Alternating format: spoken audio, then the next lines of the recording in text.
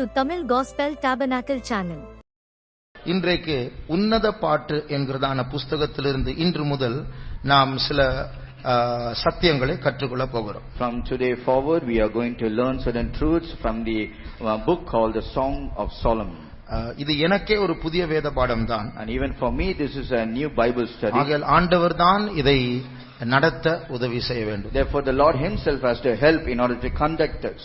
பொதுவாக இந்த புக்கிலிருந்து பிரசங்கம் பண்ண யாரா இருந்தாலும் தயங்குவார்கள். In general, for anyone to preach from this particular book, they will hesitate. ஏனென்றால் இதுல சில நாம் வாசிக்கவும் சொல்லவும் கூச்சப்படக்கூடியதான சில வசனங்கள் இருக்கிறது. Because there are certain sensual things which are written in this, which we normally will hesitate to speak in open. ஆனால் நாம் ஜெபித்ததினால தேவனுடைய ஏவுதலினால இந்த வார்த்தைகளை பகிர்ந்து கொள்ள விரும்புகிறேன். But because we have prayed and because there is a leading from the Holy Spirit of God, I want to share the words from this particular portion. எல்லா வசனங்களையும் விவரமாய் சொல்ல முடியாது. We cannot expound all the verses. சொல்லக்கூடிய படிக்கக்கூடியதான அந்த வசனங்களை ஆராய்ந்து பார்க்க கர்த்தர் கிருபை தருவாராக. But still may the Lord himself give us grace in order to meditate on the verses which he gives us. இதை வாசிக்கும்போது ஒரு ரொமான்ஸ் புக்கை வாசிக்கிறது போல் இருக்கலாம். When we read this book, it is like a romantic book. ஆனால் இதை நாம் மனுஷர்களா இருந்தாலும் அப்படிப்பட்ட காரியங்களை ஒரு காலத்தில் படித்தோம். ஆனால் அந்த லெவலை தாண்டி கிறிஸ்துவுக்கும் மனவாட்டிக்கும் இருக்கிறதா அந்த உறவை தியானிக்க கர்த்தர் நம்மை உயர்த்த வேண்டும். Though we are human beings and once we are given to reading such books, but we have crossed that level and we have gone to a higher state to learn about the relationship between the bride and his and Christ. முதலாவது வசனத்தை வாசிப்போம். Let's read the first verse. Solomon பாடின உன்னத பாட்டு. Solomon பாடின உன்னத பாட்டு. The songs of songs which is Solomon. அப்ப இந்த முதல் வசனம் சொல்லுகிறது இந்த பாட்டை எழுதினது சாலமோன் தான். And therefore the first verse says it is Solomon who wrote all these songs. இது 8 அதிகாரங்களா இருந்தாலும் இது ஒரு பாட்டு தான். And even though it is it comprises of 8 chapters, but still it is one single song. இங்கிலீஷ்ல வாசிங்க. உன்னத பாட்டு என்கிறதான அந்த வார்த்தைக்கு ஆங்கிலத்தில் வாசிப்போம். The song of songs which is Solomon's. Song of songs, பாடல்களின் பாடல். It is written in English as Song of Songs. அப்போ அது இதனுடைய விளக்கம் என்ன? What does this mean? நம்முடைய பைபிளை எடுக்கும்போது when we take our Bible, Bible என்கிறதான வார்த்தை பிப்லியோன் என்கிறதான கிரேக்க வார்த்தையிலிருந்து எடுக்கப்பட்டது. The word Bible came from a Greek word called biblion. அப்படி என்றால் நம் பிப்லியோன் என்றால் புக், புத்தகம். And biblion means a book. அப்படி என்றால் நம்முடைய பைபிள் என்றால் என்ன? புத்தகம். And if at all we say Bible, it means a book. இங்கிலீஷ்ல சொன்னா the book. And in English we can say the book. அப்போ அந்த வார்த்தையினுடைய விளக்கமே சொல்லுகிறது இந்த பைபிள் ஒன்றுதான் புத்தகம், மற்றதெல்லாம் புத்தகமே கிடையாது. And the very meaning of that particular Greek word itself says this alone is the book and there is no other book. இன்னொரு விதத்தில் சொன்னால் the book of books, புத்தகங்களின் மேன்மையான புத்தகம் இதுதான். And in other word we can say this as the book of books or the most honorable book of all the books. அதே போல உன்னத பாட்டு என்று சொன்னால் பாடல்களின் பாடல். And likewise when we say a song of a higher quality, it means song of songs or the best song. இந்த உலகத்துல எத்தனையோ பாடல்கள் உண்டு. In this world there are many songs.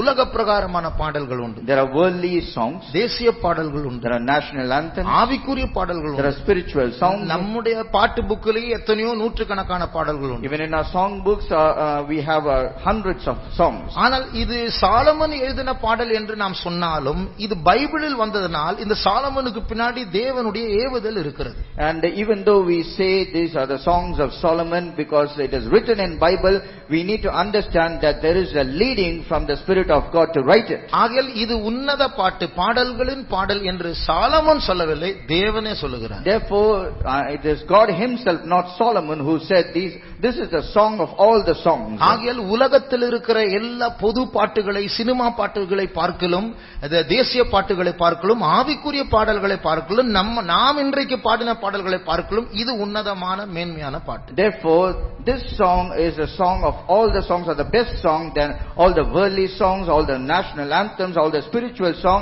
even better than the song which we sang right now. 1 ராஜாக்கள் 4ஆம் அதிகாரம் 32ஆம் வசனத்தை வாசிக்கும்போது, When we read in 1 King chapter 4 and verse 32, அவன் 3000 நீதிமொழிகளை சொன்னான். அவனுடைய பாட்டுகள் 1005. சாலோமோனை பற்றி எழுதினதான வார்த்தை அது. and this is a word written about King Solomon.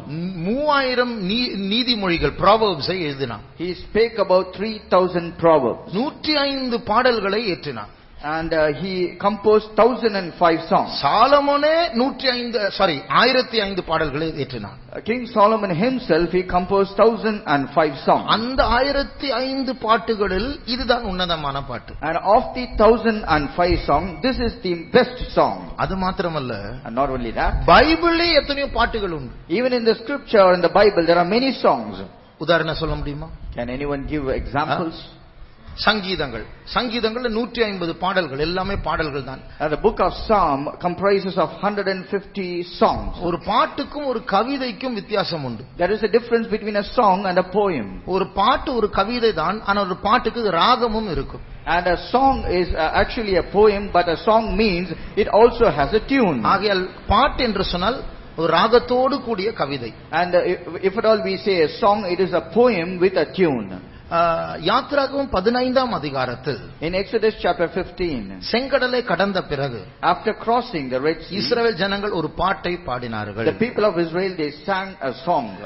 உபாகமம் 32ஆம் அதிகாரத்தை வாசிக்கும்போது, And when we read Deuteronomy chapter 32, அங்கே ஒரு பாட்டு, தேவன் ஒரு பாட்டை சொல்லிக் கொடுக்கிறார். and God himself is teaching a song there. அது ஒரு நல்ல பாட்டு இல்ல, அது ஒரு விதமான எதிர்மறையான ஒரு பாட்டு. That is not a good song, it is something, a controversial song. சிலரை பற்றி சொல்லும் பார், நான் எழுதி வைக்கிறேன் பார், அவன் அப்படிதான் செய்வான். And we normally say concerning others, I can write and give it to you in hand, he will exactly do the same. அதே போல ஆண்டவர் சொல்லுகிறார், இந்த பாட்டை இந்த இஸ்ரவேல் ஜனங்களுக்கு நீ சொல்லிக் கொடு, இவங்க பண்ண போறதான எல்லா குழப்படி அந்த பாட்டுல இருக்கு, அட்வான்ஸாக.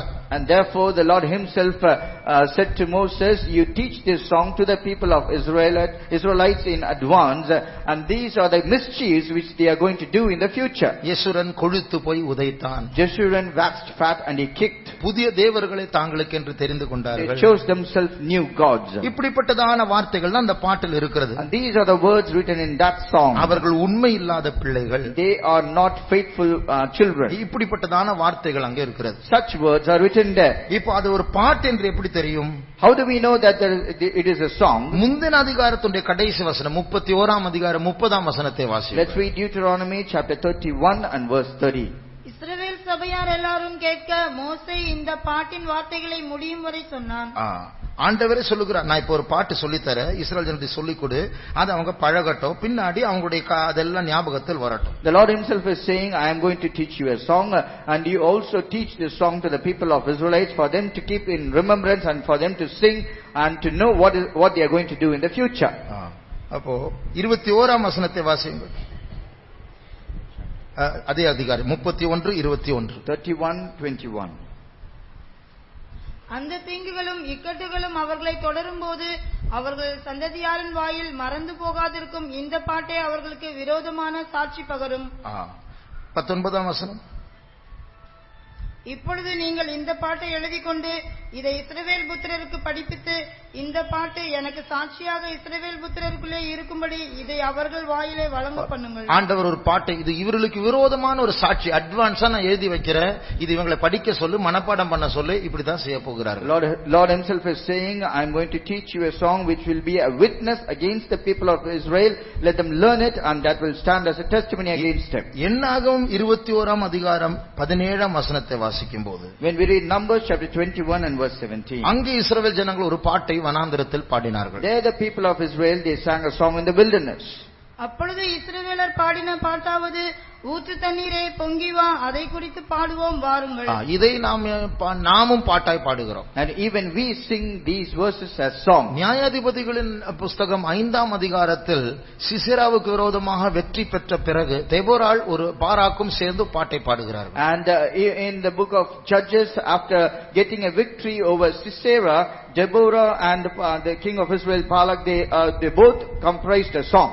ஆபகுக் புஸ்தகம் 3ஆம் அதிகாரம் 1ஆம் வசனத்தை வாசிக்கும்போது, And in the book of Habakkuk chapter 3 and verse 1, அங்கேயும் அந்த கீழ்க்கண்ட வசனங்கள் ஒரு பாட்டாய் இருக்கிறது என்று நாம் அறிகிறோம். and all the verses which are following, we know that that is also in the form of a song. வாசியுங்கள். 3:1.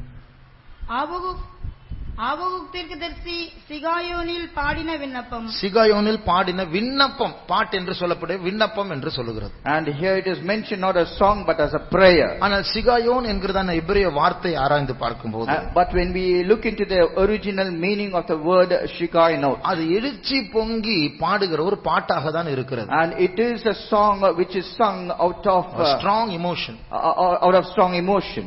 7ஆம் சங்கீதம் 1ஆம் வசனத்தை வாசியுங்கள். Let's read Psalm chapter 7 verse 1.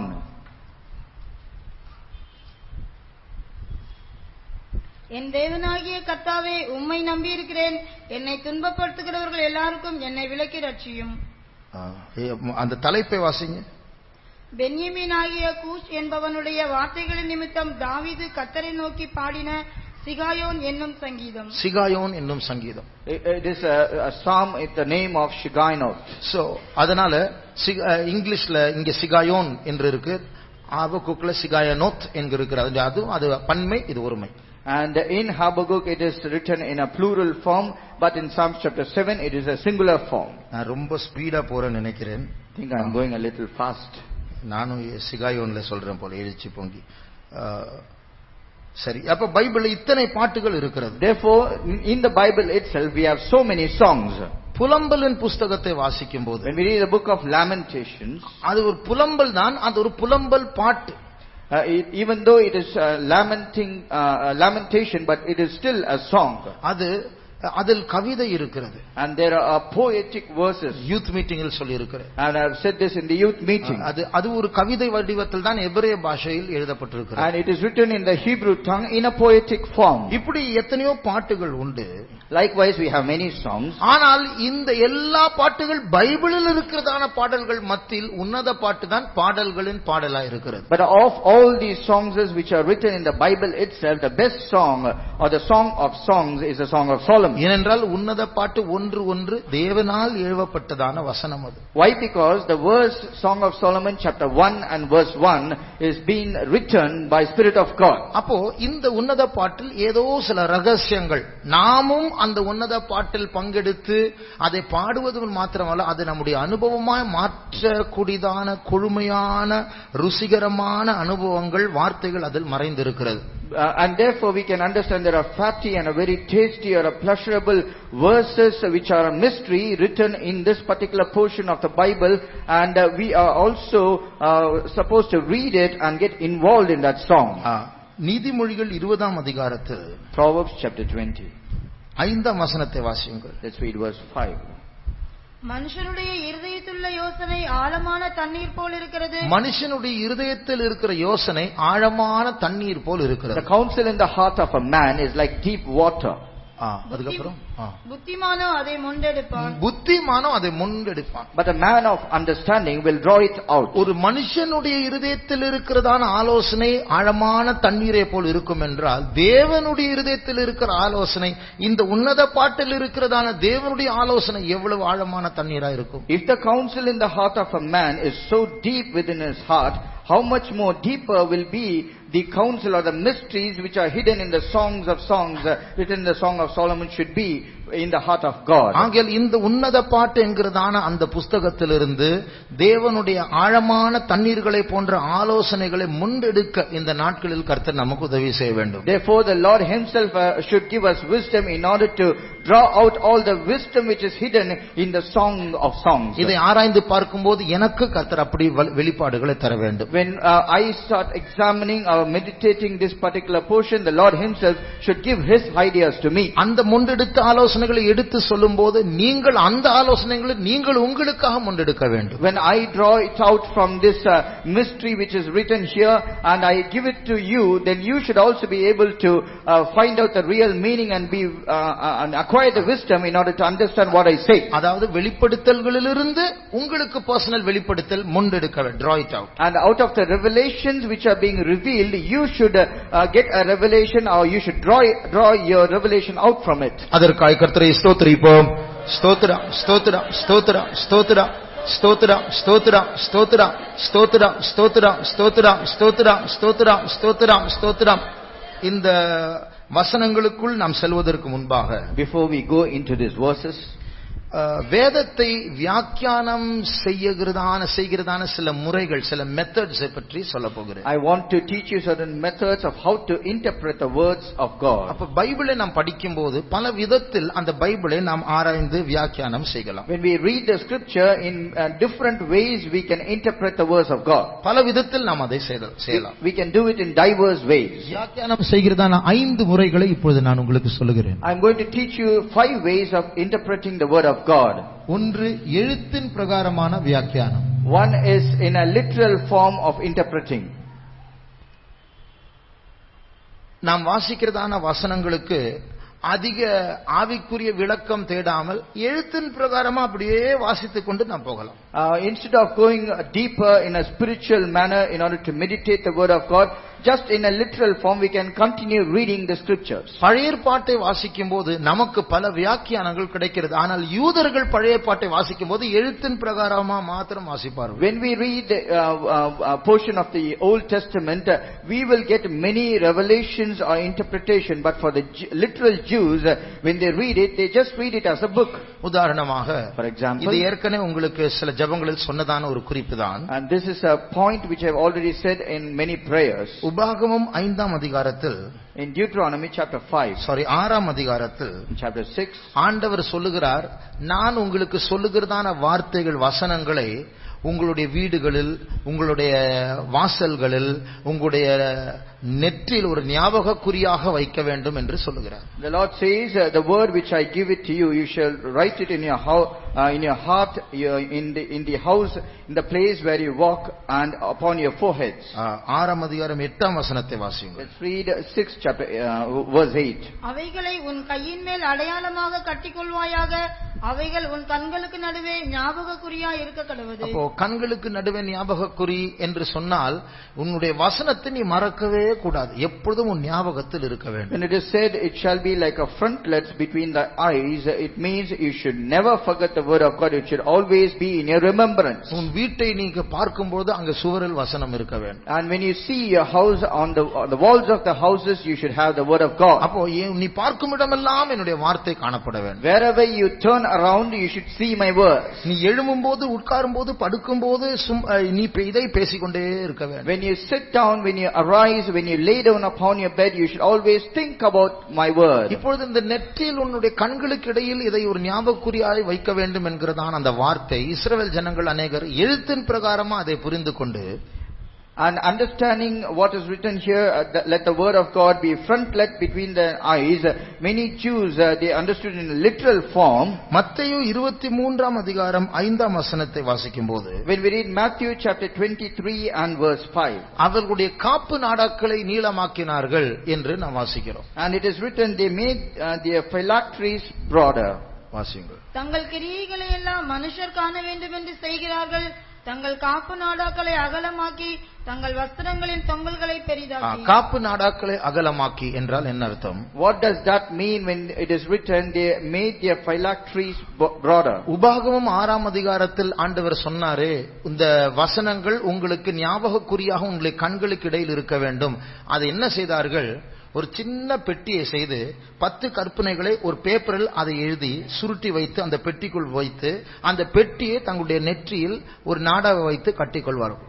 Based on the word of God which we read in Deuteronomy chapter 6 verse 8, that my word let it be in the between the frontlets of thy eyes, they made a small box kind of a thing and wrote all the 10 commandments in a very small piece of paper and put it inside the box, and using a thread they tied it around the forehead. இப்படி இஸ்ரவேல் ஜனங்கள் அவர்களுக்கு கொடுக்கப்பட்ட பழைய ஏற்பாட்டு வேதத்தை எழுத்தின் பிரகாரமாக மாத்திரம்தான் அதை வாசிக்கிறார்களே ஒழிய அவர்கள் அதற்குள் இருக்கிற மறைந்திருக்கிற சத்தியங்களை அவர்களால் புரிந்து கொள்ள முடியவில்லை. In this sense, the literal Jews, when they read the Old Testament, they read it in just a literal form and they are unable to understand the mysteries or revelations hidden in that. ஒரு மனுஷன் இப்படி சொன்னார். One man said like this: The New Testament is in the Old Testament concealed. The Old Testament is in the New Testament revealed. அதாவது முழு புதிய ஏற்பாடு பழைய ஏற்பாட்டில் மறைந்திருக்கிறது. And that man said the New Testament is fully hidden in the Old Testament. அது மாத்திரமல்ல, முழு பழைய ஏற்பாடு புதிய ஏற்பாட்டில் வெளியரங்கமாக்கப்பட்டிருக்கிறது. And the whole of the Old Testament has been completely revealed in the New Testament. அப்படி என்றால் புதிய ஏற்பாட்டு பழைய ஏற்பாட்டுக்குள் மறைந்திருக்கும் என்றால் அந்த வார்த்தைகளுக்கு இடையில் இயேசுவை பற்றி, சுவிசேஷத்தை பற்றி, சிலுவை மரணத்தை பற்றி பல விவரங்கள் மறைந்திருக்கிறது. அதை வாசித்தால் அது வெளியே வரும். ஆனால் இஸ்ரவேல் ஜனங்கள் அது எழுத்தின் பிரகாரமாய் மாத்திரம் வாசித்ததினால மறைந்திருக்கிற காரியங்களை புரிந்து கொள்ள முடியாமல் இருந்தார்கள். If then when we read the Old Testament, everything which is of the New Testament about Lord Jesus Christ, his life, and about the gospel, about the death on the cross should all be manifested when they read. But for the literal Jews, when they read it, they just read it in a literal form. இதனால் தான் பரிசுத்த பவுல் இஸ்ரவேல் ஜனங்களை பற்றி இப்படி சொல்லுகிறார். It is therefore when St. Paul says about the people of Israel, இன்றைக்கும் மோசே வாசிக்கப்படும் பொழுது, மோசே என்றால் பழைய ஏற்பாட்டின் முதல் 5 புத்தகம், அதான் மோசே. மோசே வாசிக்கப்படும் போது இந்த முக்காடு அவருடைய இருதயத்தில் இருக்கிறது. அர்த்தம் அதுக்குள்ள இயேசு மறைஞ்சிருக்கு. ஒவ்வொரு பேஜிலும் இயேசு மறைஞ்சிருக்கு. ஆனா அவங்களுக்கு தெரியல. Even now when they read about Moses, when we say Moses, about all the 5 books which are written by Moses, when the people of Israel they read it, even today there is a veil in their mind that they could not understand the mysteries hidden between. வாசியுங்கள் 2 கொரிந்தியர் 3ஆம் அதிகாரம் 15ஆம் வசனம். 2 Corinthians chapter 3 verse 15. மோசேயின் ஆகமங்கள் வாசிக்கப்படும் போது இந்நாள் வரைக்கும் முக்காடு அவர்கள் இருதயத்தின் மேல் இருக்கிறது. அப்போ இன்றைக்கும் மோசே வாசிக்கப்படும் இருதயத்தில் இந்த முக்காடு இருக்கிறது. Even today when Moses is read, the veil is in their heart. அப்போ அது அர்த்தம் அவர்கள் பழைய ஏற்பாட்டை வாசிக்கிறார்கள், அதற்குள் இயேசு மறைந்திருக்கிறார், ஆனால் அவர்களுடைய கண்களுக்கு அது தெரியவில்லை. Which means they read the Old Testament books in a literal form, and all the mysteries what are hidden is not revealed to them. இதனால்தான் அவர்கள் என்ன செய்தார்கள், எழுத்தின் பிரகாரமா இப்படி எல்லாம் வாசித்து பல மனுஷ கற்பனைகளை அவர்கள் உருவாக்கி விட்டார்கள். It is therefore they read all these portions in a literal form of the Old Testament, and they imagined many things by themselves. They made commandments of men. And they made it as commandments of men. இதுதான் இதிலிருந்து நீங்கள் இப்படி செய்ய வேண்டும். And they just assumed based on all this written here you have to do such and such a thing. மத்தேயு 15ஆம் அதிகாரம் 9ஆம் வசனத்தை வாசியுங்கள். Let's read Matthew chapter 15 and verse 9. மனுஷருடைய கற்பனைகளை உபதேசங்களாய் போதித்து வீணாய் எனக்கு ஆராதனை செய்கிறார்கள். பாருங்கள், மனுஷனுடைய கற்பனைகளை வீணாய் போதித்து, அதுக்கப்புறம் மனுஷருடைய கற்பனைகளை உபதேசங்களாய் போதித்து வீணா எனக்கு ஆராதனை செய்கிறார்கள். In vain they do worship me and teaching for doctrines the commandments of men. அப்போ மனுஷனுடைய கற்பனை, அதனுடைய அர்த்தம் என்ன தெரியுமா? இந்த பழைய ஏற்பாட்டு புத்தகங்களிலிருந்து இவர்களே சில வசனங்களை அவர்கள் எடுத்து இப்படி செய்ய வேண்டும் எப்படி செய்ய வேண்டும் என்று மனுஷிகமாக சில காரியங்களை போதிக்க ஆரம்பித்தார். When it said the commandments of men, they imagined what is written in the Old Testament and they themselves devised certain meanings for that, and they started teaching you have to do such and such a thing. இதனால இயேசு வந்தபோது, and therefore when Jesus arrived, மலை பிரசங்கத்தில் அவர் சொன்னார், in the Sermon on Mount, he said like this, நீங்கள் சொல்லுகிறீர்கள் என்று சொல்லி சில காரியங்களை பழைய ஏற்பாட்டு வசனங்களை சொல்லி, ஆனால் நான் உங்களுக்கு சொல்லுகிறேன் என்று அதை வியாக்கியானிக்கிறார். And he mentioned saying, you say, and he took some reference from the Old Testament portion, but also he said, I say, and this is the meaning for what you say. கொலை செய்யாமல் இருப்பாயாக என்று பைபிளில் சொல்லப்பட்டிருக்கிறது பழைய ஏற்பாட்டில். In the Old Testament it is written, thou shalt not murder. ஆனால் நான் சொல்லுகிறேன், கோபப்படவே கூடாது. But I say you should not give room to anger. விபச்சாரம் செய்யாதிருப்பாயாக என்று பழைய ஏற்பாட்டில் சொல்லப்பட்டிருக்கிறது. The Old Testament says thou shalt not commit adultery. ஆனால் நான் சொல்லுகிறேன், கண்களினால் இச்சையோடு கூட பார்க்க கூடாது. But I say you should not even look with lust in your eyes. அப்போ இஸ்ரவேல் ஜனங்களே, நீங்கள் வாசித்தது எல்லாமே எழுத்தின் பிரகாரமாக தான். கொல்லக்கூடாதுன்னு சொன்னா அடிக்கலாம், உதைக்கலாம், பல்லை உடைக்கலாம், சாவு மட்டும் வரக்கூடாது. And therefore people of Israel, whatever you read, it is just in a little form. You think thou shalt not murder, which means you can break the teeth, you can break the bones, and you can kick and you can hit. ஆகையால் வேதத்தை முதலாவது எழுத்தின் பிரகாரமாக வியாக்கியானிக்கிறார்கள். அது தவறானது. அது நாம் செய்யலாம், ஆனால் அது போதாது. And it is therefore they give a literal form of an interpretation to the word of God, and it is not right. You can do it, but it is not correct.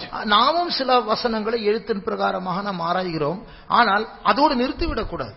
And we also read or meditate certain word of God in a literal form, but we should not stop with that. உதாரணமாக, for example, இந்த உன்னத பாட்டு என்கிறதான புஸ்தகத்தை நாம் எடுக்கும்போது, when we take this book called the Song of Solomon, இதனுடைய எழுத்தின் பிரகாரமான அர்த்தத்தை எடுத்தார், ஒரு ஆணுக்கும் ஒரு பெண்ணுக்கும் இடையில் இருக்கிறதான உறவை தான் பாட்டாக ஏற்றப்பட்டிருக்கிறது. If you take the literal meaning of what is written here, it is written about a relationship between a man and a woman. இதை அநேகர் சொல்லுகிறார்கள், இதை எழுத்தின் பிரகாரமாக தான் எடுத்துக்கொள்ள வேண்டும். இது சபையை பற்றி, கிறிஸ்துவை பற்றி எல்லாம் நம்ம வியாக்கியானிக்க கூடாது. Don't try to add meaning, more meaning than what is intended. நாம் ஆண்டவர் அதை எழுத்தின் பிரகாரமா உறவுக்காக தான் எழுதினார், அதை நம்ம அதுக்கு விளக்கம் எல்லாம் சொல்லக்கூடாது என்று அநேகர் தர்க்கம் செய்கிறார்கள். Many are critical about this particular book, saying don't add anything than what is written here, or what is the purpose for which it has been written here, and they never take it in a spiritual form. They never consider this to be a relationship between man and Christ. அதாவது ஒரு மனுஷனுக்கும் ஒரு ஆணுக்கும் ஒரு பெண்ணுக்கும் ஒரு புருஷனுக்கும் ஒரு மனைவிக்கும் இடையில் இருக்கிற உறவு அவ்வளவு புனிதமானது. அதனால் தான் பைபிள் எழுதப்பட்டிருக்கிறது, அது போதும், அதுக்கு மேல போக வேண்டாம் என்று சொல்லுகிறார்கள். And they say it is written about the relationship between a man and a woman, or a husband and a wife, and to give a point saying that it is very honorable experience, and that is why it is written in the scripture. No need to add any additional meaning to that. அப்போ எழுத்தின் பிரகாரமானதான ஒரு அன்பு, ஒரு உறவு இருக்க வேண்டும் என்று சொல்வதற்கு நமக்கு ஒரு பைபிள்ல ஒரு புஸ்தகம் எழுத வேண்டும் என்ற அவசியம் இல்லை. அது நம்முடைய மாம்சத்திலே எல்லாம் இருக்கிறது. And just to write about a physical relationship between a man and a woman, it is not necessary to be written as a book in the scripture, and it is already there in our flesh. இதை விட நமக்கு நல்லா எழுத தெரியும், அது வெறும் மனுஷிக உறவா இருந்தா. And if it is just a carnal relationship, we ourselves can write a better poem than this. அதனால இதற்கு ஒரு லிட்டரல் மீனிங், ஒரு எழுத்தின் பிரகாரமான ஒரு அர்த்தம் உண்டு, ஆனால் அதோடு கூட நாம் நிறுத்தி விடுவதில்லை. Even though this book has a literal meaning to it, but we don't stop with that. இரண்டாவது ஒரு வியாக்கியானம் உண்டு. And secondly, there is another form of interpretation. அதற்கு பேர் exposition. And that is called exposition. விளக்கு உரை. அதாவது வேத பகுதிகளை பகுதி பகுதியாக எடுத்து வியாக்கியானம் விளக்குவது. To take the portions of scriptures portion by portion and giving information in detail. நம்முடைய உபதேச புஸ்தகங்களில் வெளிப்படுத்தலின் விசேஷம் என்று ஒரு புஸ்தகம், அதை பரிசுத்தவான்கள் வியாக்கியானம் செய்திருக்கிறார்கள். அதற்கு an exposition of the book of Revelation, அதாவது அந்த வேத பகுதிகளை பகுதி பகுதியாக வசனங்களாக எடுத்து அதை வியாக்கியானம் செய்வார்கள்.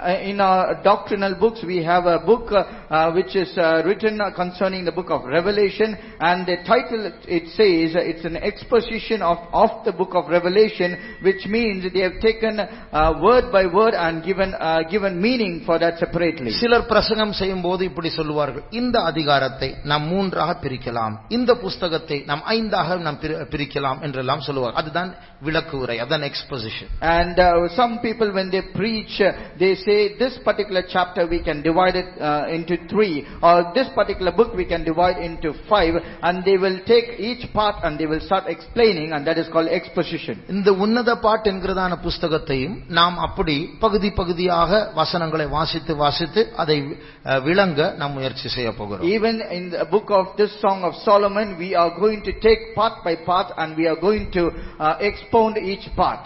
மூன்றாவது ஒரு வியாக்கியானிக்கிற ஒரு விதம் உண்டு. And there is a third way of interpreting the word of God. அதற்கு பேர் allegory. And that is called allegory. இந்த வார்த்தை பைபிளிலும் இருக்கிறது. And this word is also written in the Bible. இதனுடைய அர்த்தம் என்ன? What does this mean? ஒரு காரியத்தை ஒரு நிழலாக எடுத்து அதனுடைய உண்மை பொருள் என்ன என்று எடுத்து சொல்வதுதான் allegory. And taking a particular thing or the shadow of a particular reality and explaining that reality, that is called allegory. உதாரணமாக, for example, இயேசு பல உவமைகளை சொன்னார். Jesus spoke about many parables. அந்த உவமைகளில் சில சத்தியங்கள் மறைந்திருக்கிறது. And many truths were hidden in that parable. அந்த சத்தியங்களை நாம் உவமையாக வாசித்து எடுத்து சொல்வதன் allegory. அதாவது அந்த நிழலையும் அதன் மெய்ப்பொருள் என்னதென்றும் நாம் ஆராய்ந்து பார்ப்பது. Taking those parables and reading it and expounding the real meaning of it, and taking that as a shadow and giving the real meaning, that is called allegory. நம்முடைய சபைகளில் अनेகர் இந்த allegorical explanation, இது இதை காட்டுகிறது, இது இதை காட்டுகிறது என்று அடிக்கடி நாம் கேட்கலாம். In most of our churches, when they preach, it is in this form of allegoric explanation, where they will say this means this. உதாரணமாக ஆசரிப்பு கூடாரத்தை எடுத்துக்கொள்வோம். For example, let us take the tabernacle. அதுதான் பழைய ஏற்பாட்டில் ஜனங்கள் ஆராதித்ததான இடம். And that is the place where the Old Testament Israelites, they worship God. அதை நாம் படிக்கும்போது, when we read about it, பலிபீடம் இதை காட்டுகிறது, வெண்கல தொட்டி இதை காட்டுகிறது, குத்து விளக்கு இதை காட்டுகிறது, தூபபீடம் இதை காட்டுகிறது, சமூகத்தப்ப மேஜை இதை காட்டுகிறது, உடன்படிக்கை பெட்டி இதை காட்டுகிறது, கிருபாசனம் இதை காட்டுகிறது என்று ஒவ்வொரு பொருளை பற்றும் வியாக்கியானம் சொல்லுகிறோம். About each and every items which are found in the tabernacle has a particular meaning. We say the brazen altar means so and so, the altar means this, and the incense altar means it has a particular meaning. The table of shewbread, that has a meaning. Likewise, everything has a relative meaning. கலாத்தியர் 3ஆம் அதிகாரம், Galatians chapter 3, 4ஆம் அதிகாரம், chapter 4, 24ஆம் வசனத்தை வாசியுங்கள். verse 24. இவைகள் ஞான அர்த்தமுள்ளவைகள். இவைகள் ஞான அர்த்தமுள்ளவைகள். இங்கிலீஷ்ல வாசிங்க.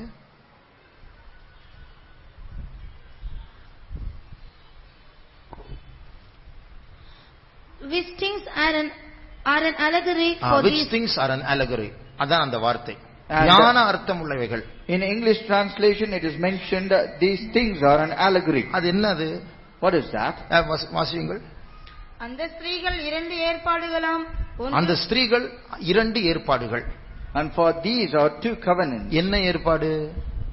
பழைய ஏற்பாடு, புதிய ஏற்பாடு.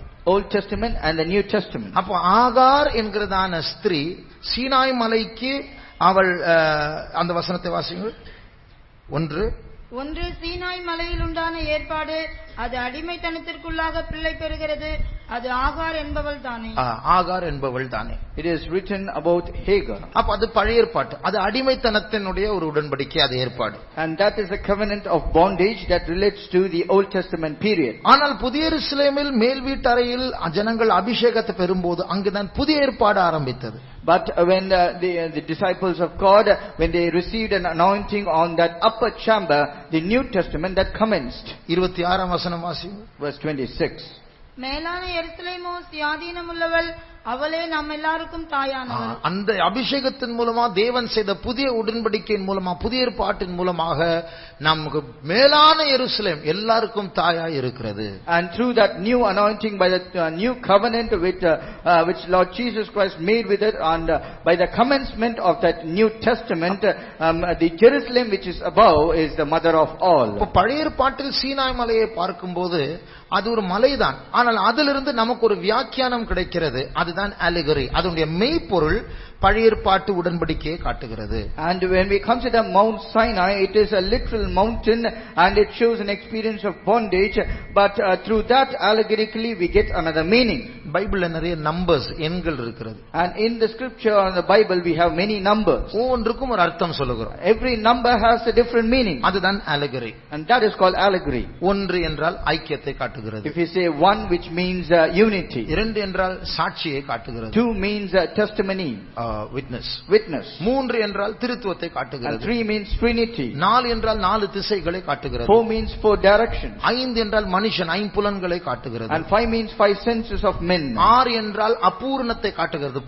பூர்ணம் என்றால் ஏழு, அதுக்கு ஒன்று குறைவு, அதனால அபூர்ணத்தை காட்டுகிறது. Six means imperfection, because one less to seven, and therefore it is imperfection, and seven means a perfection. இப்படி பைபிளில் எழுதப்படுகிற சில எண்களுக்கு வியாக்கியானங்களை கொடுக்கும். Likewise, every number that is written in the Bible, they have every meaning for that. இதன் allegory. And this is called allegory.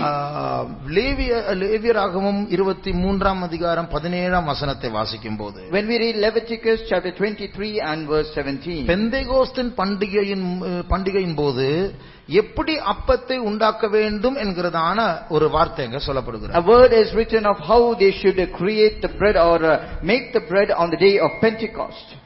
நீங்கள் ஒரு மரக்காலிலே 10 பங்காகிய மெல்லிய மாவிலே 10 பங்காகிய மெல்லிய மாவு, 2/10 of a portion of this loaves or fine flour, அதை கொண்டு 2 அப்பங்களை செய்ய வேண்டும். and they have to make 2 bread. அந்த 2 அப்பங்கள் ஒன்று விசுவாசிகள், அடுத்து ஊழியக்காரர்களை காட்டுகிறது. And one bread shows the believers, another the servants of God. 10 பங்கு என்று சொன்னால் என்ன? What is 2/10 of the whole portion? 10 கற்பனைகளை ஆண்டவர் அன்பின் 2 கற்பனைகளாக மாற்றிவிட்டார். The Lord converted the 10 commandments of the Old Testament into 2 commandments of love. 10 கற்பனைகளையும் ஒவ்வொன்றே சொல்லுகிறது.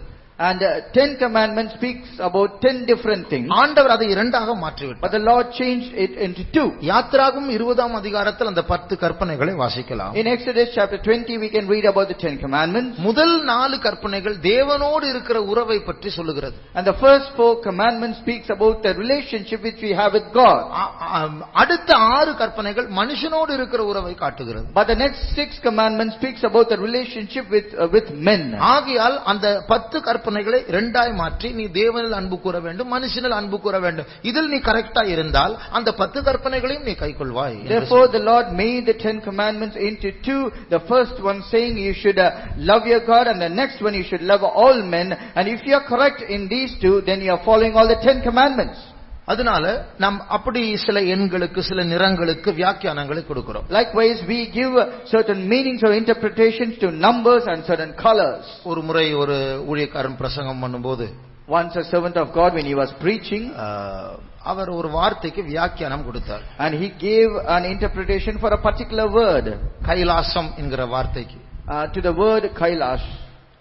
கைலாசம் என்று சொன்னால் அதை 2ஆய் பிரிக்கலாம், கை plus லாசம். And when we say Kailasam in Tamil, we can divide it into 2. கை என்றால் ஹை அப்படின்னு சொன்னார். And when we say கைலாசத்துல கை இருக்கு இல்லையா, அந்த கை என்றால் ஹை, இங்கிலீஷ் வார்த்தை high. when we say Kai in Tamil, it has a meaning called high in English. லாசம் என்றால் வாசம் என்று சொன்னார். And lasam means an habitation. அப்போ கைலாசம் என்றால் உன்னதமான ஹை வாசம், உன்னதமான வாசம். And when we say Kailasam in Tamil, which means a higher habitation. இப்போது இவராவது மொழி பெயர்க்கிறார். அன்றைக்கு அதை சொல்லும்போது நான் இங்கிலீஷ் போட்டு என்ன சொல்லணும் எனக்கு தெரியல, அமைதியா இருந்தேன். அப்போ இது மீட்டிங் முடிச்ச பிறகு ஒரு ஊழியக்காரன் போய் அவர்கிட்ட கேட்டார், பாஸ்டர் இந்த கைன்னு சொன்னா ஹை, லாசம் சொன்னா வாசம், இது எப்படி கிடைச்சது? அதெல்லாம் கேட்காத அப்படின்னாரு. And after the meeting got over, one brother, he went to the pastor and asked, from where did you derive all this meanings or interpretation for the word Kailasam? And he said, don't ask all those things. அப்போ நம்ம இப்படி நம்ம ஒரு நிழலை மெய்ப்பொருளாய் மாற்றுவதற்கு வாயில வரதெல்லாம் நம்ம சொல்லிடக்கூடாது. Likewise, just to convert a shadow into a real truth, we cannot speak whatever comes in our mind. அதை நாம் ஒன்னு செட் பண்ணியிருப்போம். அந்த நிழலை அதை மெய்ப்பொருளா மாற்றுவதற்கு நாம் என்னென்னமோ ட்விஸ்ட் பண்ணி அதை அப்படி உருவாக்கணும். அப்படி வர அது இயற்கையாகவே வர வேண்டும். அது தேவனால் வர வேண்டும். And we would have already planned to create certain things or a shadow and try to convert it into a reality by doing some complex calculation. It should not be like that. Whatever comes should come from the Lord. உன்னத பாட்டில் சில இடங்களுடைய பெயர்கள் உண்டு. In the Song of Solomon there are names of certain places given. சில மலைகளை பார்க்கிறோம். And we also see certain hills. சில பழங்களை பார்க்கிறோம். We see about certain fruits. சில பூக்களை பார்க்கிறோம். We see certain flowers. இது நான் சாரோனின் ரோஜா, நான் பள்ளத்தாக்கின் Lily. And it is written about the rose of the Sharon and the lily of the valley. அப்ப இதற்கெல்லாம் சில வியாக்கியானங்கள் உண்டு. அதுதான் allegory. அதாவது நம்ம நிழலை மெய்ப்பொருளாய் மாற்றுகிறோம். For all these words or the things written here, they have a meaning, and that is called allegory. நாலாவது ஒரு வியாக்கியானிக்கிற விதம் உண்டு. And there is a fourth way of interpretation. Analogy. அதாவது ஆராய்ந்து பார்த்து நாம் அதற்கு விளக்கம் சொல்வது. It's called analogy, where we will research after and then we will give a meaning. Analogy என்கிறதான வார்த்தை சிலருக்கு தெரியாது. Analyze என்கிற வார்த்தை ரெண்டுமே ஒரே அர்த்தம். Analyze ஆராய்ந்து பார்த்து நாம் ஒரு முடிவுக்கு ஒரு வியாக்கியானம் செய்வது. Some might not know the meaning of analogy, but that comes from the word analyzing, which means where we will research and then we will come to a conclusion. Sorry, அது analyzing கிடையாது. Analogy வேற, analysis வேற. Analogy is different and analysis is different. Analogy என்று சொன்னால் என்ன? What it means when we say analogy? பைபிள்ல சில சம்பவங்கள் எழுதப்படும். Some incidents will be written in the Bible. உதாரணமாக நம்முடைய புத்தகங்கள் யோசேப்பின் சரித்திரம் என்கிற ஒரு புத்தகம் நமக்கு பிரஸ்ல கிடைக்கும். இரும்புலியூர்ல. For example, we can get a doctrinal book written about the life of Joseph. அப்ப அவருடைய யோசேப்பினுடைய சரித்திரத்திலிருந்து நம்முடைய வாழ்க்கையில் நாம் எப்படி மாற்றிக் கொள்ளலாம் என்று அவர் ஒரு மாதிரியாய் இருக்கிறார். From the life of Joseph, keeping his life as a reference, how we can change or transform our life, he is given as an example. உதாரணமாக யோசேப்பினுடைய குடும்ப சூழ்நிலை பார்த்தால் அது விபரீதமான ஒரு சூழ்நிலை, ஒரு கீழ்த்தரமான சூழ்நிலையா இருந்தது. For example, when we look about the family situation of Joseph, it was in a very contradictory or a controversial situation, and it was in a very meek state. யோசேப்புடைய அப்பா யாக்கோபு. And the father of Joseph is Jacob. சரித்திரமே ஏமாற்றுகிற சரித்திரம். And his whole history is to deceive others. ராகேல் அவர் யாக்கோபுடைய யோசேப்புடைய அம்மா ராகேல். And the mother of Joseph, she is Rachel. அந்த லாபானுடைய சொரூபங்களை எடுத்துவிட்டு அந்த சொரூபத்தை காணும் லாபான் தேடும்போது ஒரு பெட்டிக்குள்ள அதை வைத்து அந்த பெட்டியை மூடி அந்த பெட்டியின் மேல உட்கார்ந்து வீடை எங்க வேணாலும் தேடி பாருங்க, நான் ஒன்னும் எடுக்கல. And she stole of the images of her father Laban, and when he came in search of that, she put it in a box, kept it underground and sat over it, and then she said, you can search over the whole house and you can find it out if you want. யோசேப்புடைய அண்ணன்மார்களை பார்த்தா சாட்சி கெட்ட ஒரு ஜீவியம். And if you consider the elder brothers of Joseph, they have a non-testimonial life. குடும்பமே கெட்டு போன குடும்பமா இருந்தாலும் யோசேப்பு ஒரு பரிசுத்தவானாய் வளர்ந்தார். இப்படிதான் அந்த புக்கே ஆரம்பிக்கிறது. The whole the family, when we consider, it is a spoilt family, but Joseph he grew as a saint. அதுதான் analogy. அதாவது மற்றவர்களுடைய வாழ்க்கையும் பைபிளில் இருக்கிற சம்பவங்களை சபையோடு நம்மோடு ஒப்பிட்டு பார்த்து பேசுவது, அதுதான் analogy. And to take reference of the information or the families which is written in the Bible and taking as reference and comparing it with our life, that is called analogy. உதாரணமாக, for example, 1 கொரிந்தியர் 10ஆம் அதிகாரம் 11ஆம் வசனத்தை வாசிக்கும்போது, when we read 1 Corinthians chapter 10 and verse 11, பழைய ஏற்பாட்டில் இஸ்ரவேல் ஜனங்களுடைய பிரயாணத்தை பற்றி இவைகள் எல்லாம் நமக்கு திருஷ்டாந்தமாக எச்சரிக்கையாக எழுதப்பட்டிருக்கிறது. And it is written about the life of the people of Israel. It is written, all these have been written as an admonition to us. வாசியுங்கள். இவைகளெல்லாம் திருஷ்டாந்தங்களாக அவர்களுக்கு சம்பவித்தது உலகத்தின் முடிவு காலத்தில் உள்ள நமக்கு எச்சரிப்புண்டாகும்படி எழுதப்பட்டும் இருக்கிறது. அப்போ நமக்காக அது எச்சரிக்கையாய் இருக்கிறது. And it has been written just for our admonition. இதன் analogy. அவருடைய வாழ்க்கை இஸ்ரவேலுடைய சரித்திரத்தை நம்முடைய காலத்திற்கு சபையோடு நம்மோடு ஒப்பிட்டு பார்த்து அவர்கள் இப்படி செய்தார்கள், நீங்கள் இப்படி செய்யாமல் இருங்கள். And taking in reference the life of the people of Israelites and comparing with us, saying they did such mistakes, you should not do it, and that is called analogy. இதே போல உன்னத பாட்டை வாசிக்கும் போது Likewise, when we read the Song of Solomon, சுலேமித்தியால் என்கிறதான ஒரு பெண்ணை நாம் பார்க்கிறோம். we see about a woman called Shunammite. அவளுடைய கிரியைகள் பிரதிக்கிரியைகள் தான் சபைக்கு நடந்து கொண்டிருக்கிற காரியங்கள். And whatever she did on all her handiworks are the things which are happening in reference to our church. அவள் அடிக்கடி தூங்குவாள். பைபிள் உன்னத பாட்டில் நம்ம படிக்க போறோம். தூங்கு முஞ்சியவள். And we are going to read about her in the Song of Solomon. She always sleeps whenever she finds. அப்ப அது போல தான் சபையும் இருக்கிறது. And likewise the church is also found. அதான் analogy, compare, ஒப்பிட்டு பார்ப்பது. And that is called analogy, where we compare. ஐந்தாவது Fifthly, analysis. அதுதான் ஆராய்ந்து பார்ப்பது. And to research.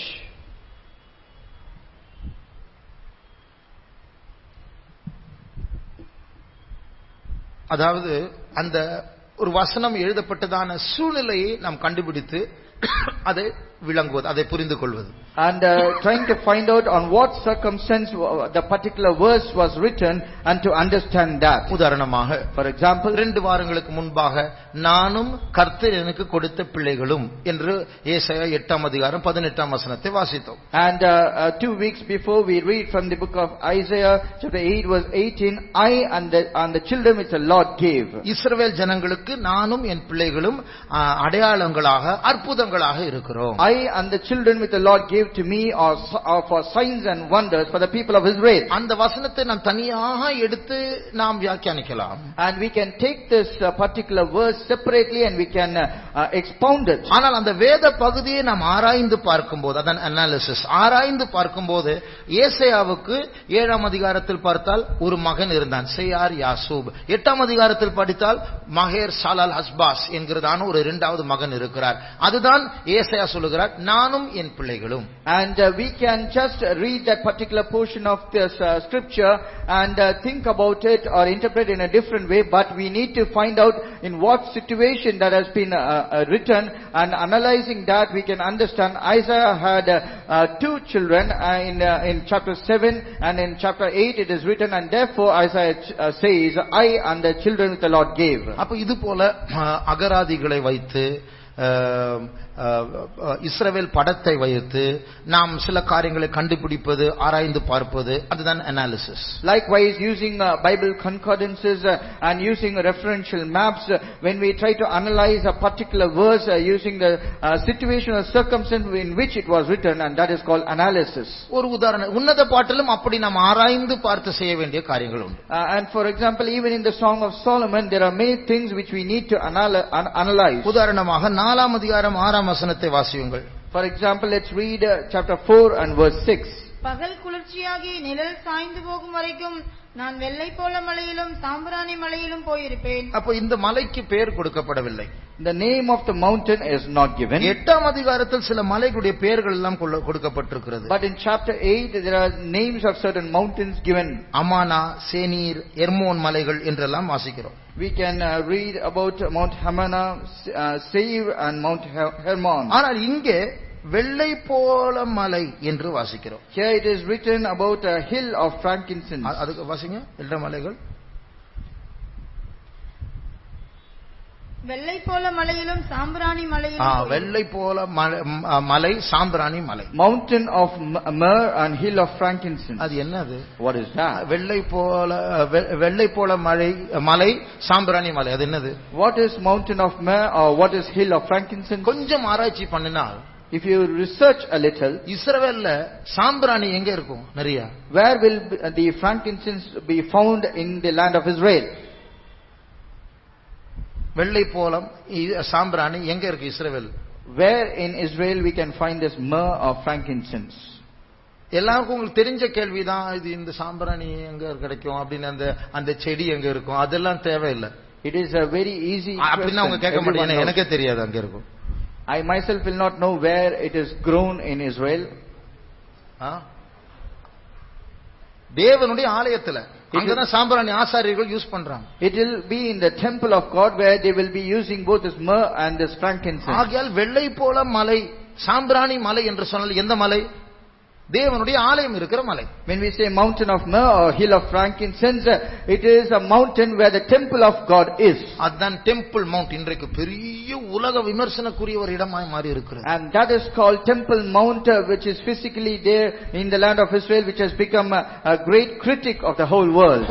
அதனால இப்படி நாம் இந்த உன்னத பாட்டிலிருந்து எழுத்தின் பிரகாரமாக அதை ஒரு நிழலாட்டமாக மெய்ப்பொருளாக அதை ஒப்பிட்டு பார்த்து அதை ஆராய்ச்சி பண்ணி ஒவ்வொரு வசன பகுதிகளாய் பார்த்து நாம் ஆராய்ந்து நாம் இந்த வசனங்களை புதிய ஏற்பாட்டில் இருக்கிற நமக்கு நாம் அதை ஆராய்ந்து பார்க்க போகிறோம். Likewise, we are going to read it literally, then we are going to expound it and taking as a referential shadow and to find out the real truth, and we are going to compare it, and also we are going to research after taking New Testament as reference. நம்ம சில நேரத்துல சொல்லுகிறோம் இல்லையா, really God is great, தேவன் உண்மையா பெரியவர் என்று சொல்லுகிறோம். Sometimes we say like this, that really God is very great. அதாவது ஒரு எதிர்மறையான தீமையான நம்ம யோசிக்கிற கூச்சப்படுகிறதான ஒரு காரியத்திலிருந்து ஒரு பெரிய ஆசீர்வாதத்தை வெளியே கொண்டு வர அவரால் முடியும். And he can bring about a great blessing from a very controversial or a contradictory thing. உதாரணமாக, for example, சங்கீதக்காரனுடைய வாழ்க்கை, தாவீதுடைய வாழ்க்கை ஒரு காலகட்டத்தில் கீழ்த்தரமா இருந்தது. In the life of David the psalmist, one portion of his life was very mean. பட்டயத்தினால் மனுஷன் ஜெயம் பெற மாட்டான் என்று சொன்ன கோலியாத்துடைய விஷயத்துல அதே கோலியாத்துடைய பட்டயத்தை எடுத்து ஒருத்தரை வெட்ட போறாரு. And when he said once a man cannot get a victory just by a sword, it is enough to be with God.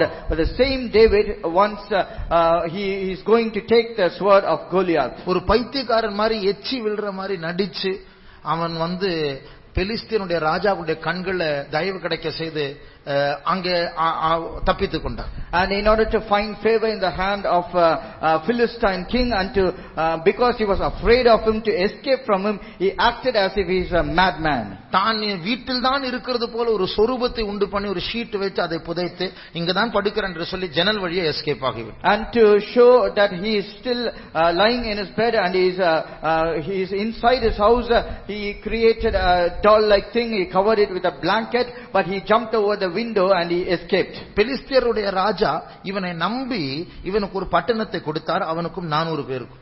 And having a trust upon him, a Philistine king, he gave him and his 400 men a particular city. அந்த ஊர் பேர் என்ன? What is the name of that city?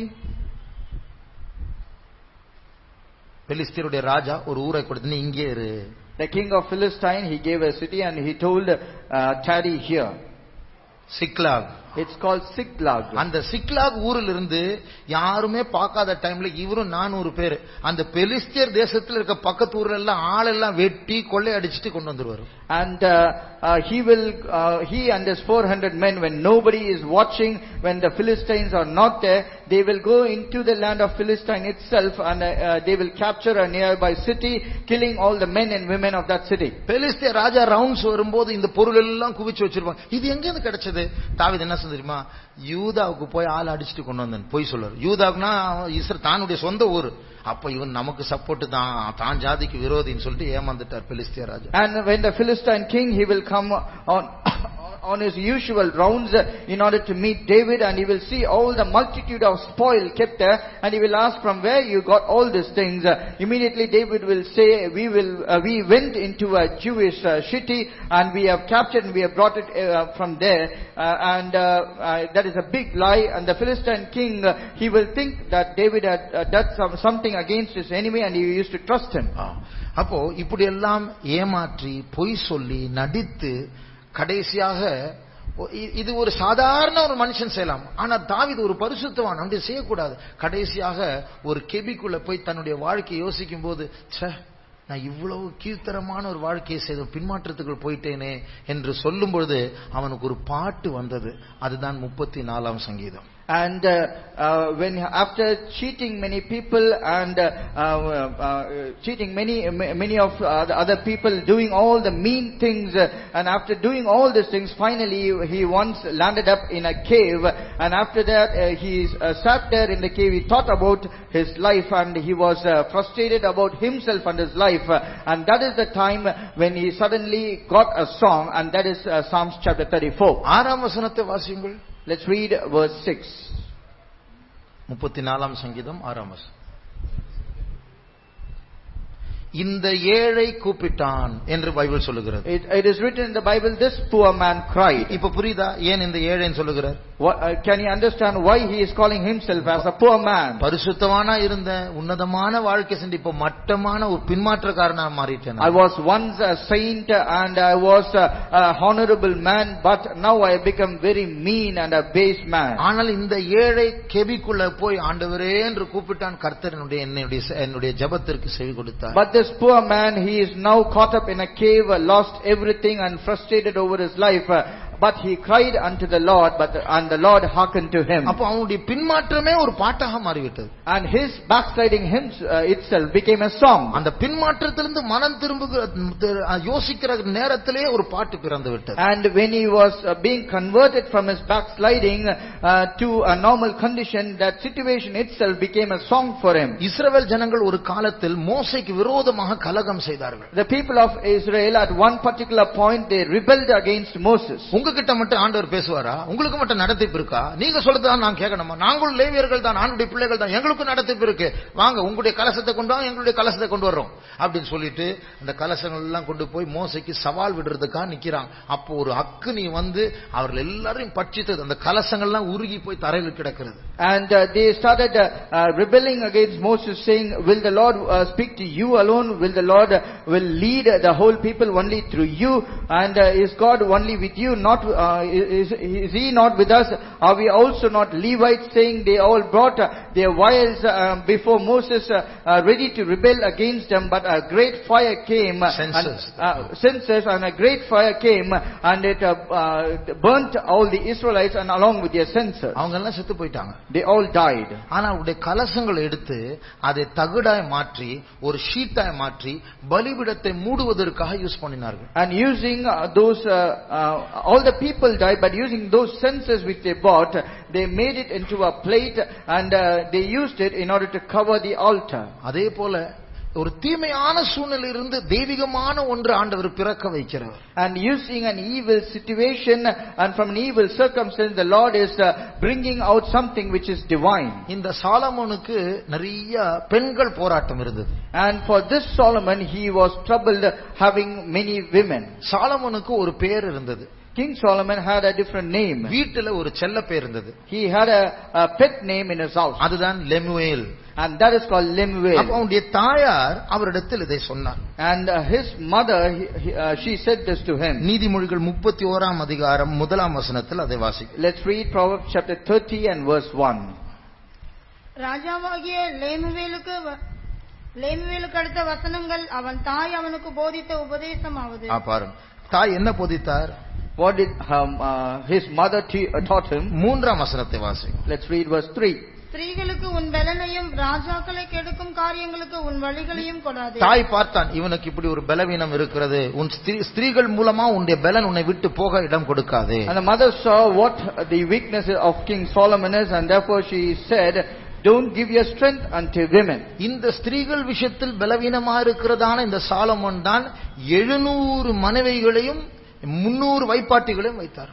And this King Solomon, who had a weakness in the matter of women, had 700 wives and 300 concubines. இவன் ஒரு book கேட்டா யாராவது வாசிப்பாங்களா? விபச்சார பையன், ஒரு ஜெயஜீவம் இல்ல, காம விகாரத்தில் ஈடுபடுறோம் அப்படிதான் நம்ம திட்டுவோம்.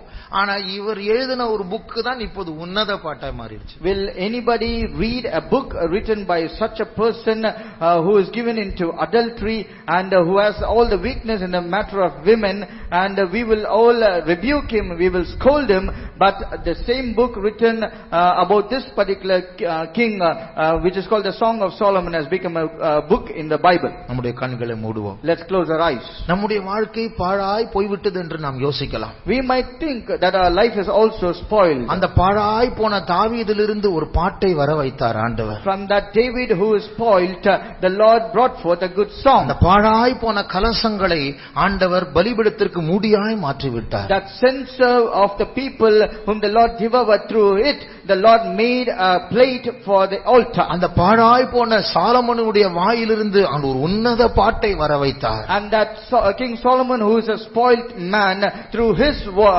mouth the Lord brought forth the song of songs. கர்த்தரால் கூடாத காரியம் ஒன்றுமில்லை. There is nothing impossible for God. பாழாய் போன சபைகளை அவர் உயிர்ப்பித்து, பாழாய் போன மனுஷர்களை அவர் உயிர்ப்பித்து, பாழாய் போன பரிசுத்தவான்களை அவர் உயிர்ப்பித்து, பின்மாற்ற நிலையிலிருந்து கொண்டு வர, உன்னதமான இடங்களில் நிறுத்த அவர் வல்லவராயிருக்கிறார். He is all able and powerful to quicken all the churches and all the men and all the saints who have been spoilt and make them stand on high places. பரிசுத்தமாய் வாழ்ந்த எல்லாருக்கும், எல்லா பரிசுத்தவான்களுக்கும் தாழ்வான சூழ்நிலைகள், வாழ்க்கையில் பகுதிகள் வரும். For all the saints or for all the people who want to lead a saintful life, there will be a portion in their life where they will be very mean. அப்படிப்பட்டவர்களுக்கு ஆண்டவர் அல்பாவா இருக்கிறது மாத்திரமல்ல, ஆதியா இருக்கிறது மாத்திரமல்ல, அந்த பின்மாற்றத்திலிருந்து தூக்கி எடுக்கக்கூடியதான அந்தமாக இருக்கிறார். And for such people he is not only the God of Alpha or the beginning, but he is also a God who can lift them up and he can be the Omega. கர்த்தர் நாம் எல்லாரையும் நித்திய விவாகத்திற்காக நியமித்திருக்கிறார். The Lord has betrothed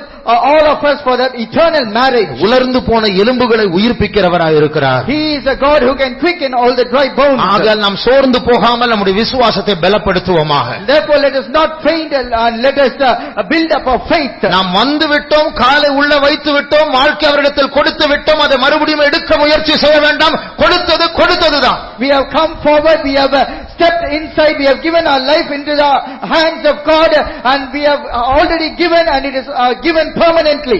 அப்படியே மறுபடியும் கொடுத்து கொண்டே இருப்போம். And let us keep offering ourselves further. எல்லாம் அழகாய் அவர் மாற்றுவார். He will change everything beautifully. அதனால் அதன் காலத்தில் எல்லாவற்றையும் நேர்த்தியாய் அழகாய் செய்கிற தேவன். And he is a God who will do everything beautifully according to its time. அவரிடத்தில் ஒப்பு கொடுக்கிற கரங்களை உயர்த்துவோமாக. Those who surrender to him, please put up your hands. அந்த எரிந்து போன நியாய தீர்ப்பின் அக்கினினால் சுட்டரிக்கப்பட்ட கலசங்களை பாதுகாக்கும் பாத்திரமாய் மாற்றினது போல, and like the censers which have been converted into a plate to cover the altar of from the hands of the people who have been quenched by the judgmental fire. மாம்சத்தில் ஊறி போன பின்மாற்றத்தில் சாலமன் ஒரு உன்னத பாட்டை எழுத வைத்தது போல, like God made a song, a best song to be written with the king Solomon who has been a spoiled brat. நம்முடைய வாழ்க்கையை கர்த்தர் தூக்கி எடுப்பார். The Lord also will lift up our life from a spoiled state. குப்பையிலிருந்து தூக்கி எடுப்பார். He will lift up from the dust. புழுதியிலிருந்து தூக்கி எடுப்பார். He will lift up from the dung.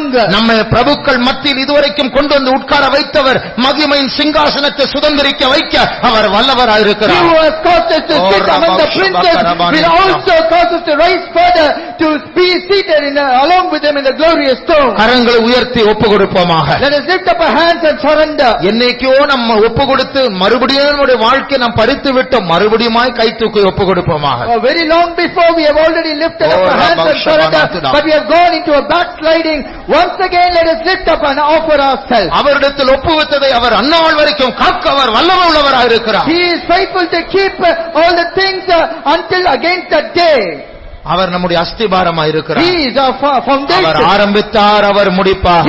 He has begun and he shall accomplish or finish. சர்வ வல்லமுள்ள தேவனாக இருக்கிறார். He is an almighty God. எத்தனையோ சாட்சிகள் பைபிளில் உண்டு, நம்ம மத்தியிலும் உண்டு. There are many witnesses in the Bible even among us. கர்த்தர் நம்முடைய வாழ்க்கையில் ஆரம்பித்த வேலையை அவர் முடிக்க போகிறபடினால் கரங்களை உயர்த்தி அவரை ஸ்தோத்திரிப்போம். ஸ்தோத்திரம். தீராமாவ் சம்துரிபி கலமங்கராய் ஷபங்கரமானியாதுரே. Thank you, Lord. Thank you, Jesus. We praise you. Thank you, Lord. நம்முடைய ஆண்டவர் நம்முடைய அஸ்திபாரம் இருக்கிறபடியால் அவரை ஸ்தோத்திரிப்போம். ஸ்தோத்திரம், ஸ்தோத்திரம், ஸ்தோத்திரம், ஸ்தோத்திரம், ஸ்தோத்திரம், ஸ்தோத்திரம், ஸ்தோத்திரம், ஸ்தோத்திரம். அவர் நம்மை முற்றுமுடிய ரட்சிக்க போகிறார், அதற்காக ஸ்தோத்திரிப்போம். ஸ்தோத்திரம், ஸ்தோத்திரம், ஸ்தோத்திரம், ஸ்தோத்திரம், ஸ்தோத்திரம், ஸ்தோத்திரம். நம்முடைய கன்வென்ஷனை கர்த்தர் ஆசீர்வதிக்கும்படியாய் ஸ்தோத்திரிப்போம். ஸ்தோத்திரம், ஸ்தோத்திரம், ஸ்தோத்திரம், ஸ்தோத்திரம், ஸ்தோத்திரம், ஸ்தோத்திரம், ஸ்தோத்திரம், ஸ்தோத்திரம், ஸ்தோத்திரம், ஸ்தோத்திரம், ஸ்தோத்திரம். வெள்ளிக்கிழமை பிரேயர் செயின், ஞாயிற்றுக்கிழமை பவனியை கர்த்தர் ஆசீர்வதிக்க வேண்டும், அதற்காக ஸ்தோத்திரிப்போம். ஸ்தோத்திரம், ஸ்தோத்திரம், ஸ்தோத்திரம், ஸ்தோத்திரம், ஸ்தோத்திரம், ஸ்தோத்திரம், ஸ்தோத்திரம், ஸ்தோத்திரம். எல்லா துதி கன மகிமை கர்த்தருக்கே செலுத்தி கர்த்தரை ஸ்தோத்திரிப்போம். ஸ்தோத்திரம், ஸ்தோத்திரம், ஸ்தோத்திரம், ஸ்தோத்திரம், ஸ்தோத்திரம்.